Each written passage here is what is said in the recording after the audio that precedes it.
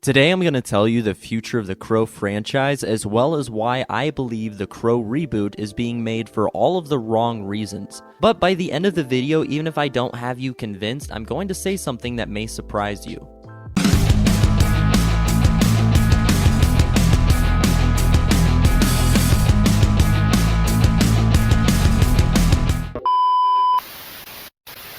Let me just start off by saying, typically, I love reboots. Whether it's doing a completely different retelling of a previously beloved franchise of mine like Child's Play, a more condensed but amped up updated version like Friday the 13th, or introducing a new franchise to me I hadn't seen before through completely different lenses like 21 Jump Street, a buddy cop movie that was originally an angsty teen crime drama.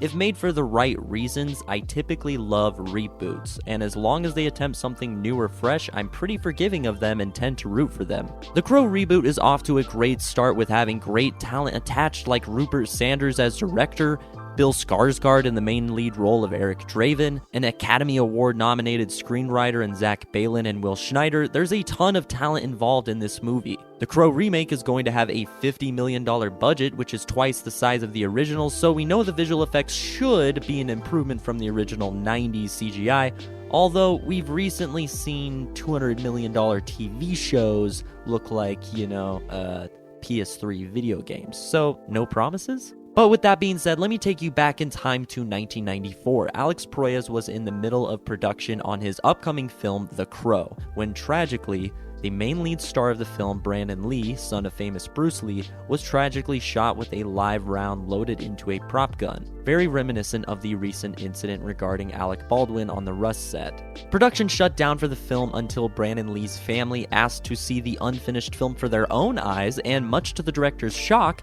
they pleaded for the film to be finished and released. Not to make money or to start a new big comic book franchise, but because they believed that film was Brandon Lee's best performance, his best movie, might be better than any of his father's movies, and that releasing the film would forever cement Brandon's legacy. A film about a man being tragically killed too soon who gets a chance to set the wrong things right. Maybe not the most complex story in the world, but with the death of the main character, a movie with tones about death, love, revenge, sorrow, the film had a vibe to it that could never be recaptured. For me, it's one of those performances that will forever be synonymous with the actor. Heath Ledger's Joker is another one of them.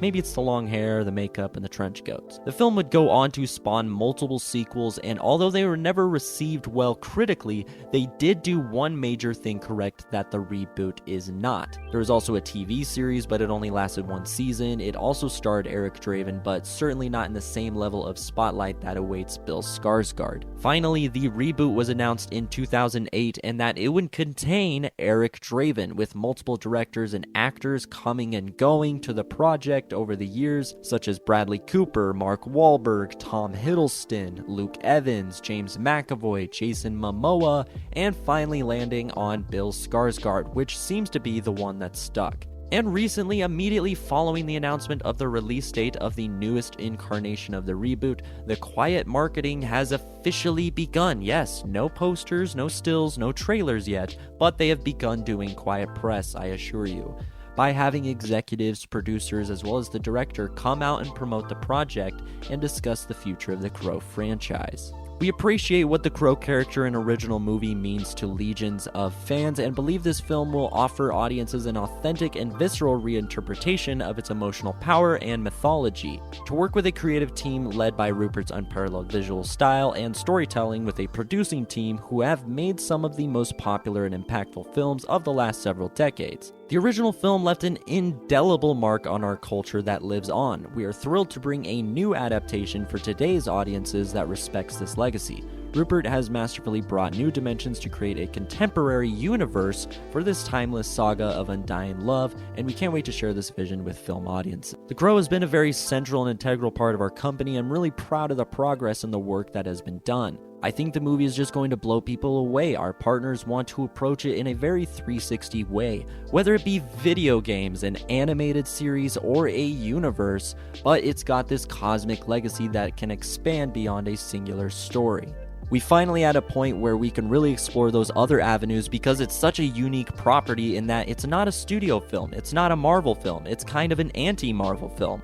I have the highest hopes for that, and I really love what Molly Hassel has done in pushing it up the hill, and Rupert Sanders is such a visionary. Now to me, there are some positive things in there, but still some concerning. I don't think it's wise to be planning a full cinematic universe before post-production begins, or talk about how this new film will compete with Marvel by not being like them. Every universe we have seen be created to compete with Marvel in one way or another has failed. Look at the DCEU. I still love it, but it is failing. Universal's Monster Universe failed, or any other failed crossover type projects that tried to get everything going before the horse and ended up going nowhere. Even though the sequels to The Crow are quite frankly pretty bad, they did do one thing that this reboot isn't. They're telling a story without having to rely on the Brandon Lee character Eric Draven.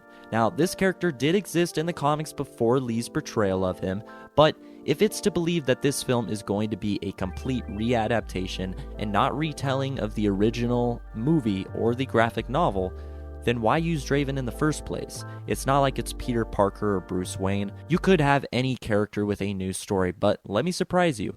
Even though they make me cringe by saying how leather the Crow is going to be, I am rooting for this reboot, despite the fact that they'll never capture the vibe or emotion of the original, and I don't think it should be Eric Draven. But if they're able to capture a completely different vibe, add a new dimension to the story, which isn't super complex as it is, but add a new interesting twist without the fans thinking it's sacrilegious, but also not tarnishing what Brandon Lee did before, upgrade the visual effects. Good luck beating the soundtrack to the original, but if they're able to achieve even some of that or most of that, then I think we might have something really special and different than the traditional today's comic book movie. I don't know how you capture that punk rock, grungy, gothic feel than in that first 90s film, but if they can, and give us something with a completely different tone than the original, then I'm all for the Crow CU, or the TCCU, the Crow Cinematic and Animated Universe, or whatever it'll be. I love the Crow, okay?